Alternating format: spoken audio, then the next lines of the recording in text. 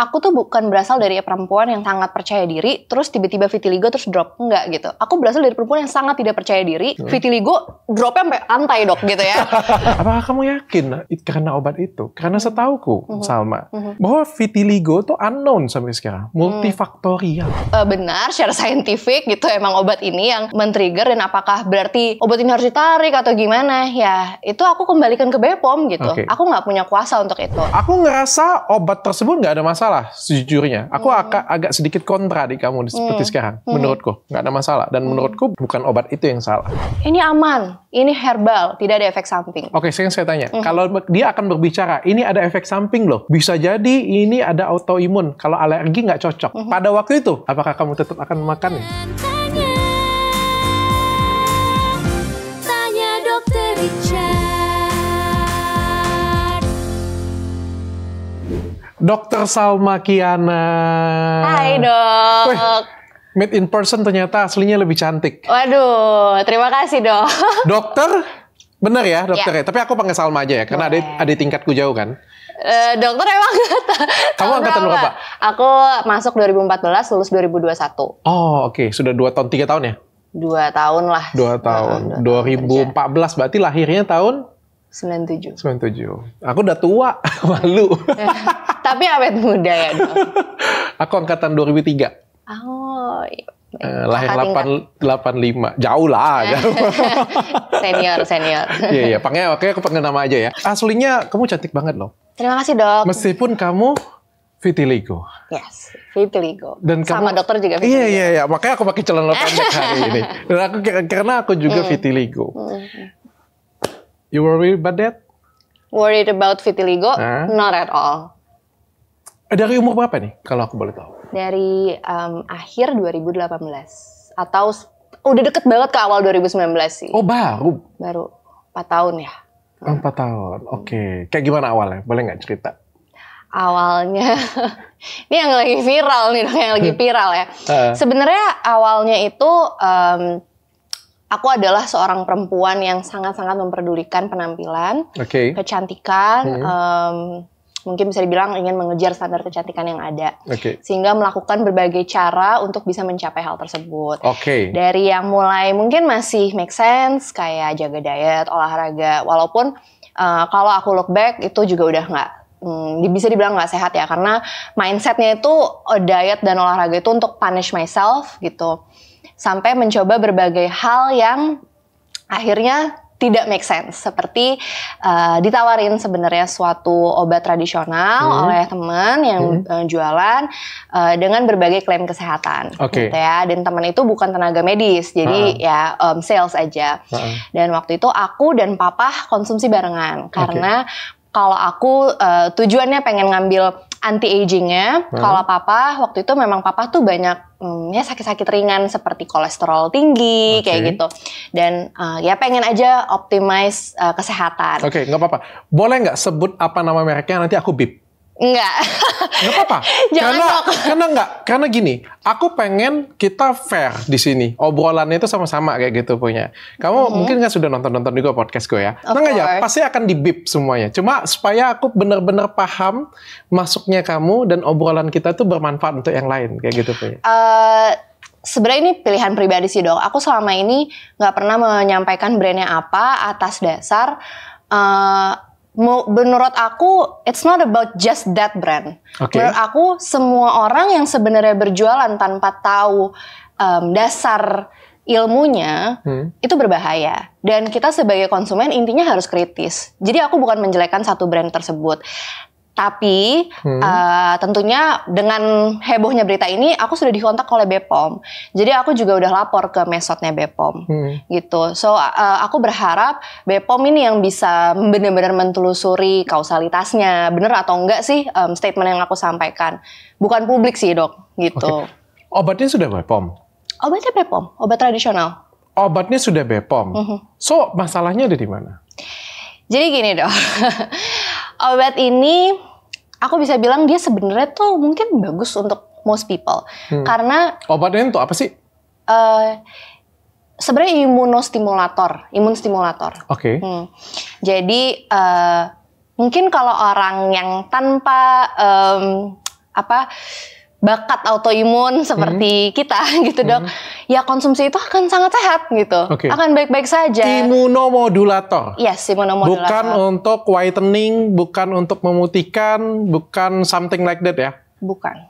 Jadi untuk menambah stamina tubuh? Untuk stamina, tapi ya again ya dok, namanya orang jualan itu tanpa background medis yang mencukupi, sehingga menurut aku sih overclaim gitu. Jadi ya dibilangnya lo mau sakit apa aja juga mereka akan ini bisa sembuh karena testimoni kayak gitu kan. Dan kamu tidak mau menyebutkan merek tersebut.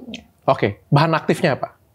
Nah itu juga dokter, orang cocokologi gampang dok ininya. Ya supaya aku juga tahu. Kalau kamu nggak bersedia pun aku bisa bip. Kalau nggak obrolan kita nggak akan berkualitas karena aku nggak tahu. Aku akan sampaikan tapi di bip ya dok ya. Ada.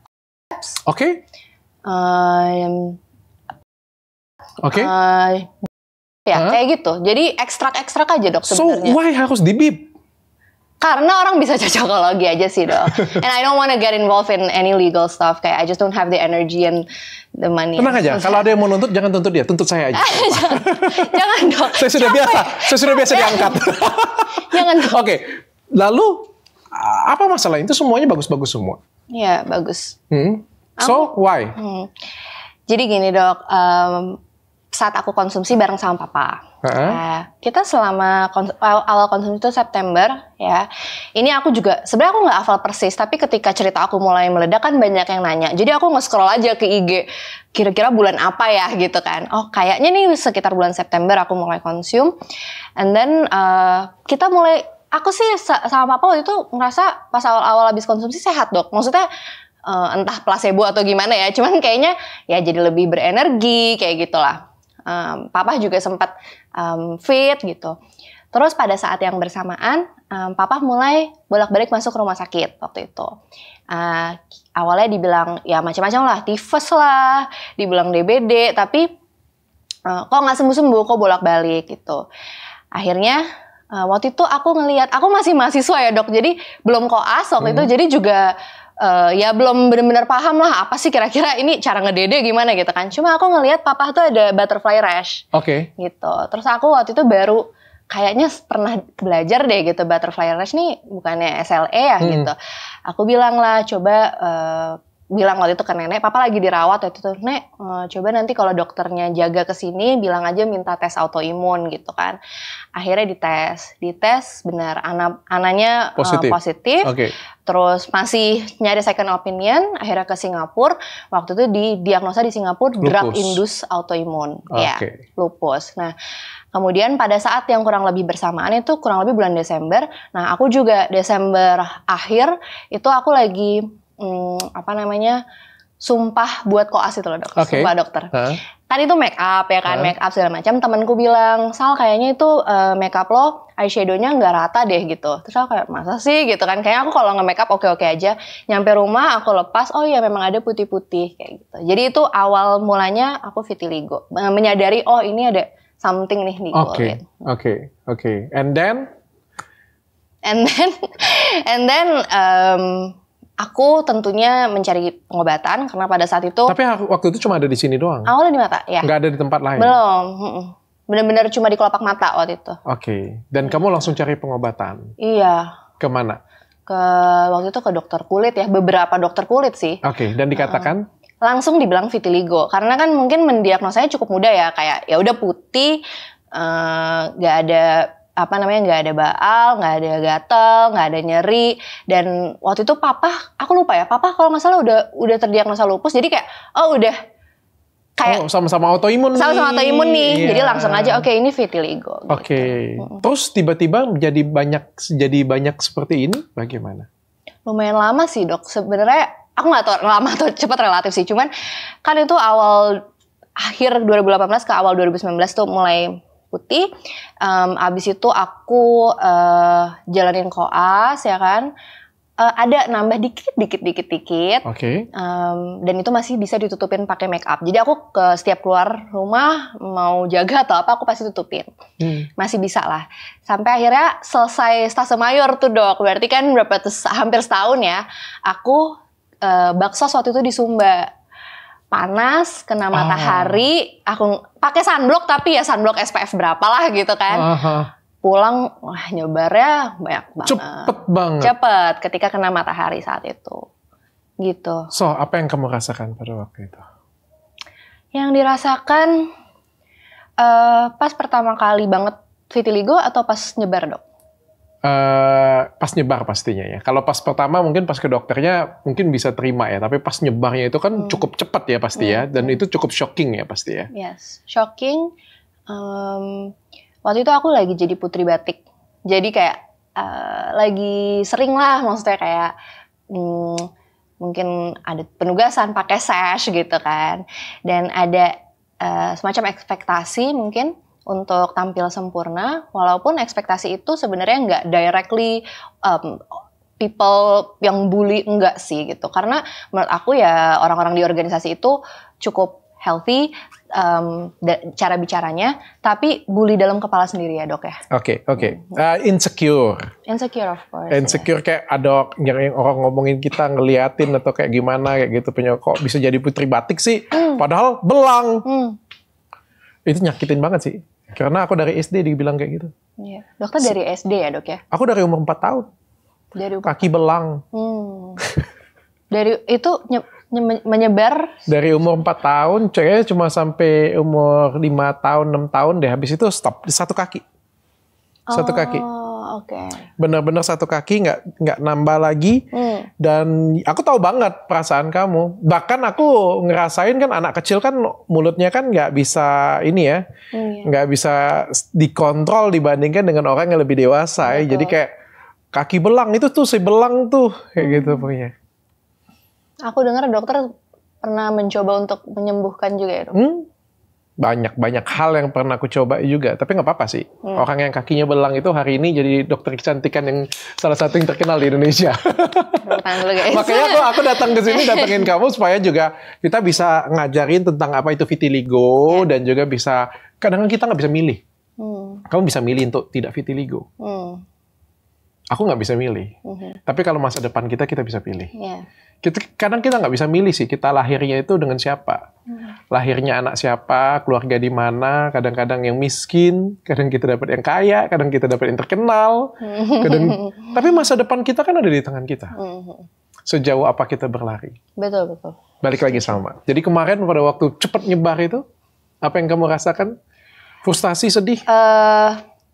Sebenarnya gini, aku tuh bukan berasal dari perempuan yang sangat percaya diri, terus tiba-tiba vitiligo terus drop. Enggak gitu. Aku berasal dari perempuan yang sangat tidak percaya diri, vitiligo dropnya sampai lantai, Dok, gitu ya.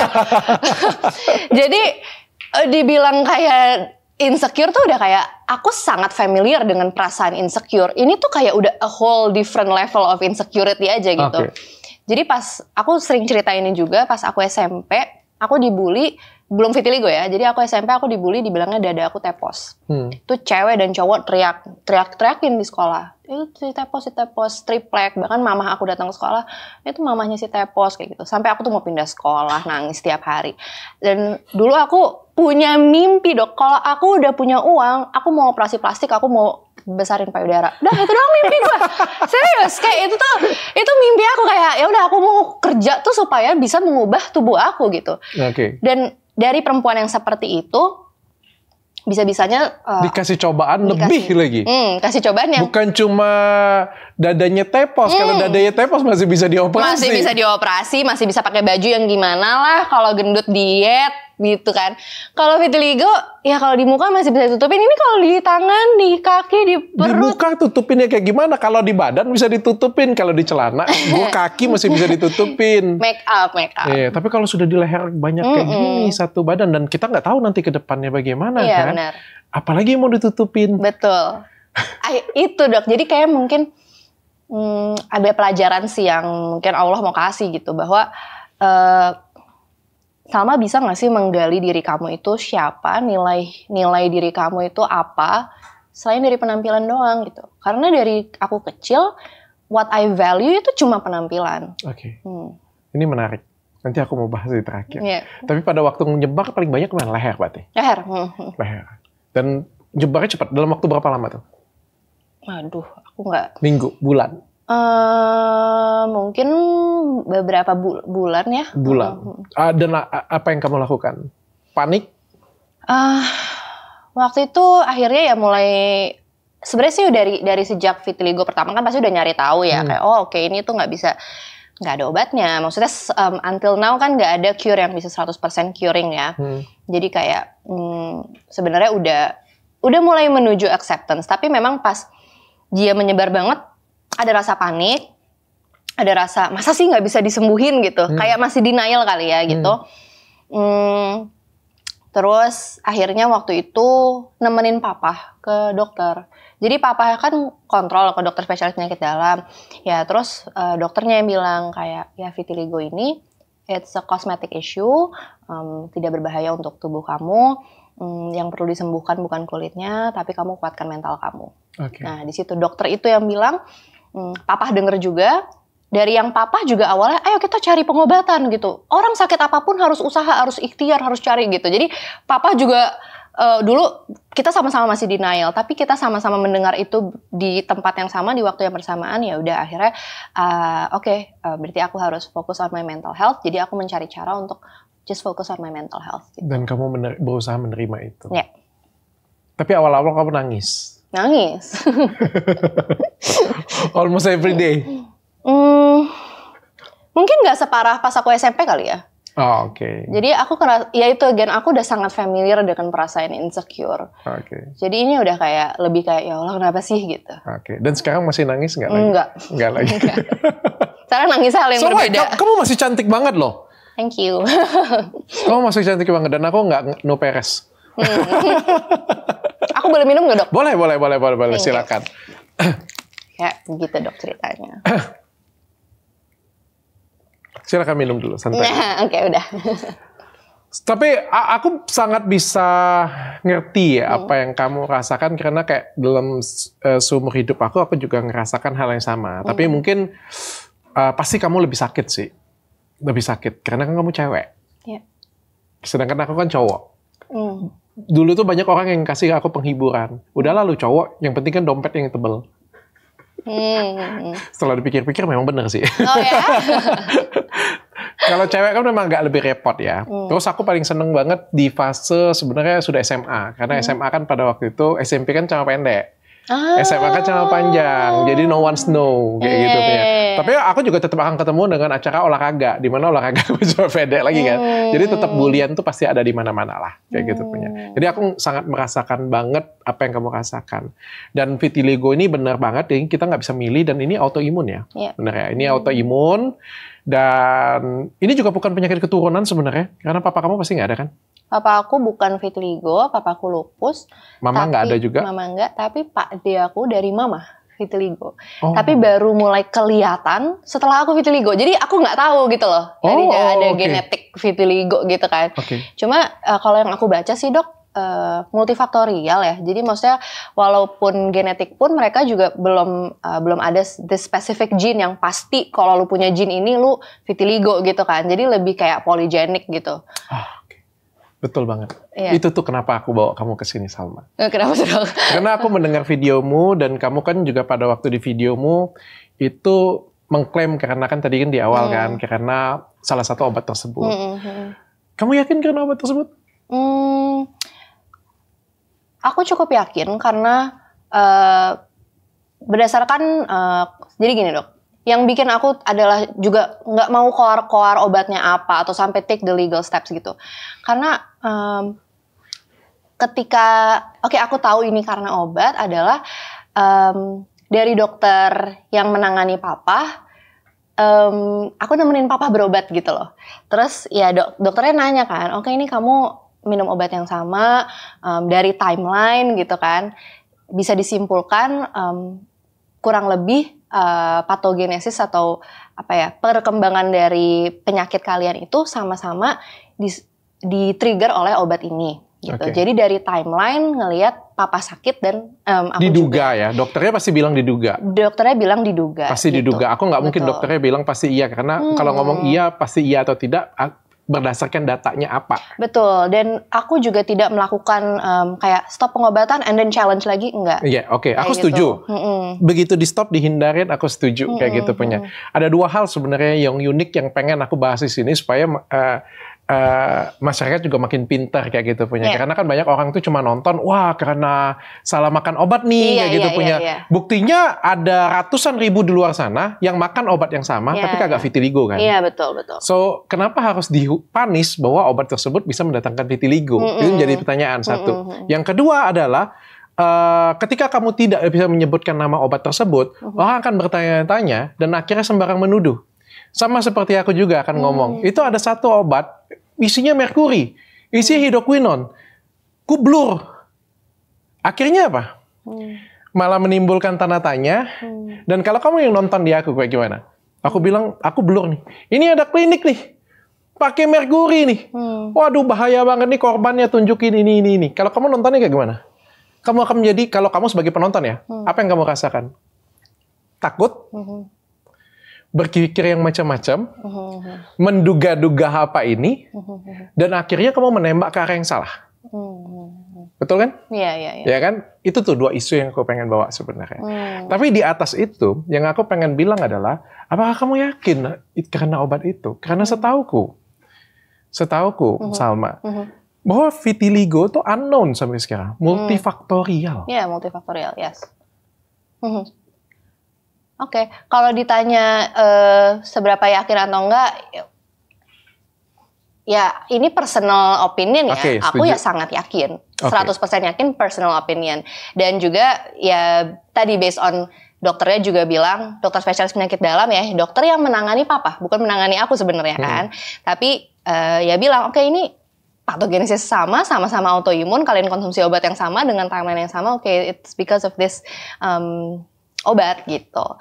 Tapi aku juga merasa, aku setuju gitu bahwa apakah benar secara saintifik gitu emang obat ini yang men-trigger, dan apakah berarti obat ini harus ditarik atau gimana ya, itu aku kembalikan ke BPOM gitu. Aku nggak punya kuasa untuk itu.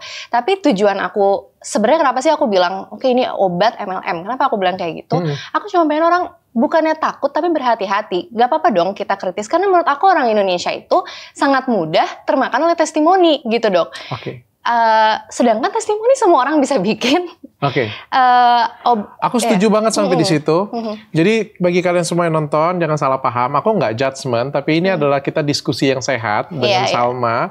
Aku ngerasa obat tersebut nggak ada masalah sejujurnya. Aku agak sedikit kontra di kamu seperti sekarang. Menurutku nggak ada masalah, dan menurutku bukan obat itu yang salah.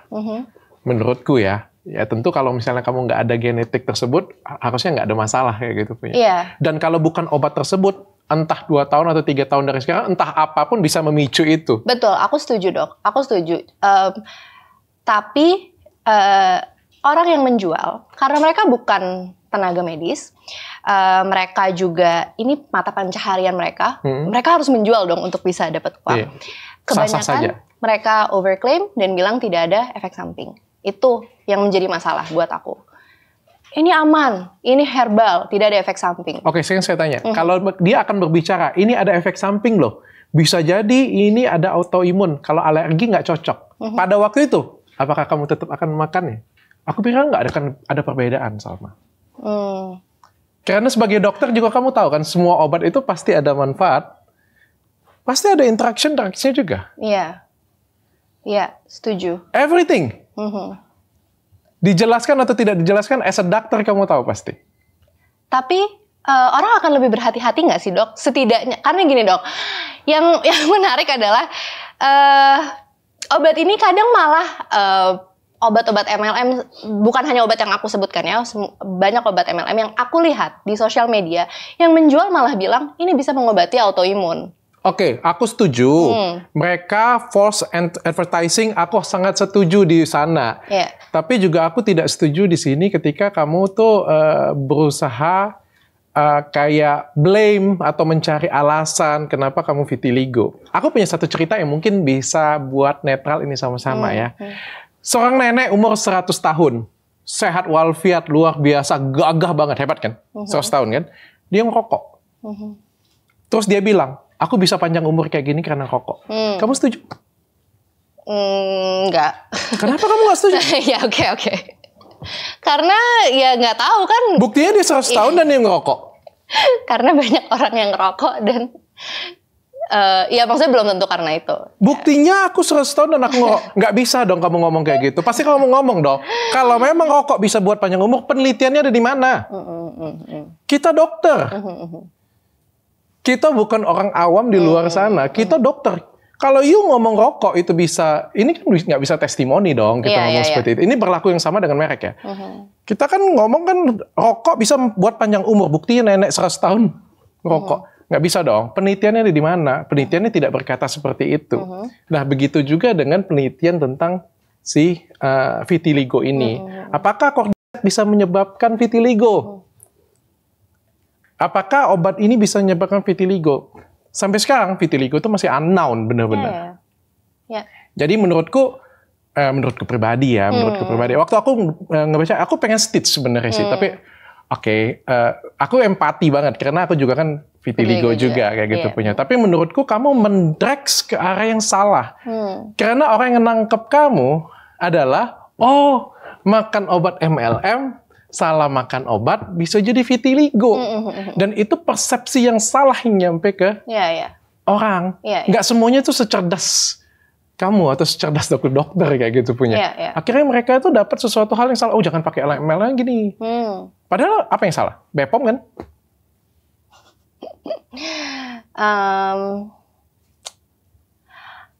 Aku mungkin belum merefleksikan lebih lanjut siapa yang salah ya. Jadi kayak I don't feel comfortable blaming anyone in front of camera ya. Tapi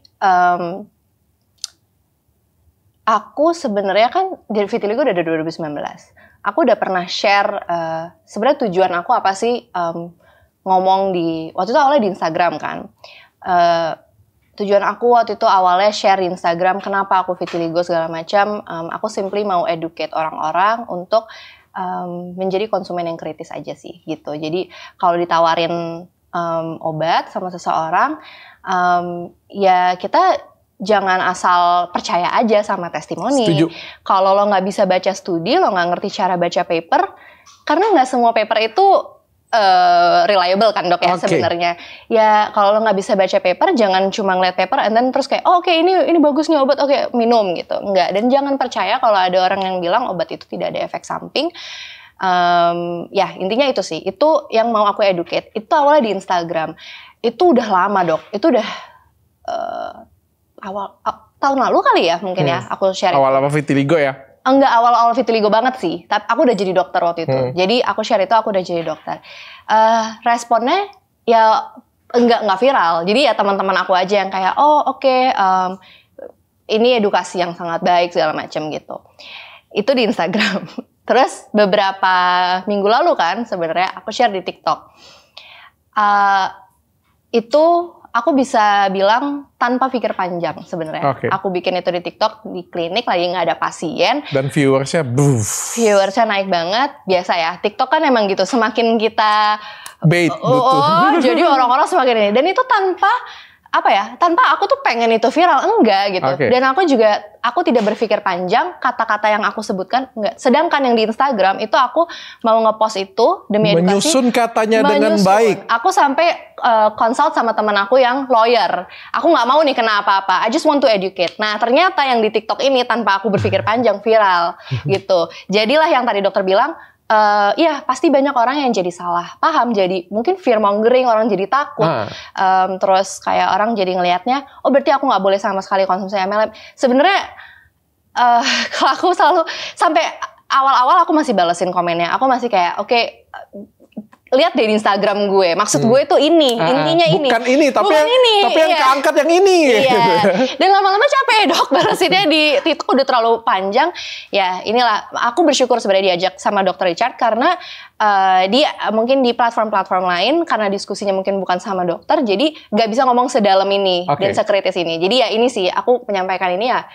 Baru bisa ke Dr. Richard dan audiensnya dokter. Gitu. Tapi kamu setuju ya dengan statementku ya? Iya setuju. Setuju. Nanti kita akan pindah ke statement yang saya setuju juga yang kata kamu tadi bahwa force advertising itu banyak banget. Tapi kamu setuju bahwa ya nggak sengaja lah kebawa ke konten dan akhirnya viralnya ke arah produk tersebut, bukan edukasinya. Bagaimana autoimun itu kayak gitu punya ya, begitulah kadang-kadang media sosial ya kadang-kadang ya. Iya. Tanpa diduga nih gitu kan. Kadang-kadang beatnya yang bikin heboh kan soalnya kan. Oke. Aku kepikiran kalian sudah cukup mengerti lah ya bahasanku sini ya. Tapi sekarang aku pengen bahas nih tentang false advertising nih. Bahwa beriklan dengan cara yang salah. Ini yang menjadi concern kamu berkali-kali di sini. Oke, aku setuju. Banyak banget orang yang iklan dengan cara yang salah. Yang kamu ketahui yang kayak gimana nih? Yang aku alamin sih pada saat itu ya overclaim, as in ya semua penyakit yang disebut dicocokologi aja. Oke, ini bisa. Padahal produk tersebut ya belum tentu ya gitu. Cuma malah, vitamin biasa. Iya, vitamin biasa atau malah justru berbahaya gitu. Malah bisa flare untuk orang-orang yang autoimun gitu. Ya kemudian aku juga pernah melihat ya ini waktu itu sebuah produk MLM yang menaruh foto dan nama dokter atau profesor tanpa seizin. Oke. Gitu. Dan itu tahu waktu itu aku yang warnanya biru-biru ungu ya. Dan waktu itu profnya kan sampai ngangkat juga kan. Menolak gitu. SOP. Iya. COVID sembuh. Itu dia. Ya itu kan itu pas profnya sadar, dan kita nggak tahu berapa banyak. Oh iya, pada waktu itu dia ngomong juga autoimun bisa sembuh. Hebat banget gue bilang. Apalagi dia bilang ya, autoimun sembuh, apalagi ya dia bilang ya. Pada waktu itu COVID bisa sembuh. Dan bawa nama artis lagi kan pada waktu itu kan bisa sembuh. Aku juga nggak setuju. Pada waktu itu. Iya. Aku juga nggak setuju. Itu memang banyak banget sih yang melakukan seperti itu punya. Tidak ada efek samping. Ya kan, that's a red flag menurut aku. Habis itu, intinya mereka kan berjualan, artinya mereka pengennya kita beli sepanjang hidup kita selama-lamanya ya kan, sejangka panjang mungkin supaya mereka dapat uang toh. Padahal kan nggak semua obat itu aman dikonsumsi jangka panjang. Itu sih menurut aku yang berbahaya. Oke, jangankan itu sih sebenarnya banyak sih. Kalau di Indonesia itu bedanya dengan di FDA. Kalau di FDA itu kalau yang melebih-lebihkan itu pasti di overclaim, itu pasti akan ditarik ya. Kalau di BPOM kan nggak ada peraturan itu sebenarnya ya. Nah, kalau di FDA itu kayak kamu ngasih tahu yang salah, paracetamol aja kita bilang kayak gitu, bisa ngilangin mata merah kayak gitu. Udah itu bisa ditarik gitu. Kalau di BPOM kan nggak ada masalah. Bukti pada waktu kemarin berapa tahun yang lalu tuh, 4 atau 5 tahun yang lalu itu pertama kali aku gaungkan itu minuman kolagen. Pada waktu itu lagi heboh banget minuman kolagen, menyembuhkan bekas luka. Ada orang yang 20 tusukan pisau sembuh katanya karena minuman kolagen. Hebat ya? Aku sampai baca jurnal, nggak ada jurnalnya ini. Bilang kan kalau minuman kolagen bisa memutihkan, setahuku di jurnal nggak ada yang bisa memutihkan minuman kolagen. Tapi kalau minuman kolagennya ditambahin dengan glutationnya yang bisa mutihin, bukan minuman kolagennya kayak gitu punya. Dulu ada juga minuman kolagen bisa gedein bokong, ngencengin payudara, nyenyakin tidur. Aku masih ingat, dan itu pada waktu itu heboh banget aku bawainnya. Dan menurutku banyak yang terjadi di Indonesia seperti itu. Ya. Tapi ya whatever, ya kita tinggal perbaikin aja. Yang paling nggak kan itu BPOM. Yang lebih nyebelin kan sebenarnya kalau dia kagak BPOM. Iya betul. Ya, jadi kayak ada standar. Maklum ya negara kita tuh masih negara-negara yang kayak gimana gitu kan, yang nggak BPOM-nya banyak, yang BPOM-nya overclaim, yang jujurnya di sini. Jadi ya kalau mau diberantas yang di atas dulu masih sibuk yang di atas gitu. Iya jauh ya, masih jauh nih masalah kita. Iya, belum bener. Yang overclaim nanti dulu lah, yang polosan aja masih banyak. Oh iya benar sih dok. Tapi kamu sekarang sudah menerima, papa gimana? Papa sehat? Papa kebetulan SLE-nya muskuloskeletal. Jadi pun ya setelah minum obat ya keluhannya gampang pegel, gampang kecetit. Jadi lagi kayak olahraga dikit, aduh kayak kecetit kayak orang kejepit saraf gitu dok. Tapi pas dicek bukan, cuma kram, cuma ototnya spasme gitu. Sama, aku juga kayak gitu. Oh iya dok. Sampai sekarang. Kram sendiri? Kalau papa biasanya lagi gerakan-gerakan simpel, sholat, tiba-tiba kram. Sama. Dan kalau lagi seram itu sakit banget, nggak bisa kayak hampir sakit banget kayak gitu, nggak bisa diajak ngomong. Oh iya. Faktor U nggak sih itu? Eits. Aku juga kayak gitu.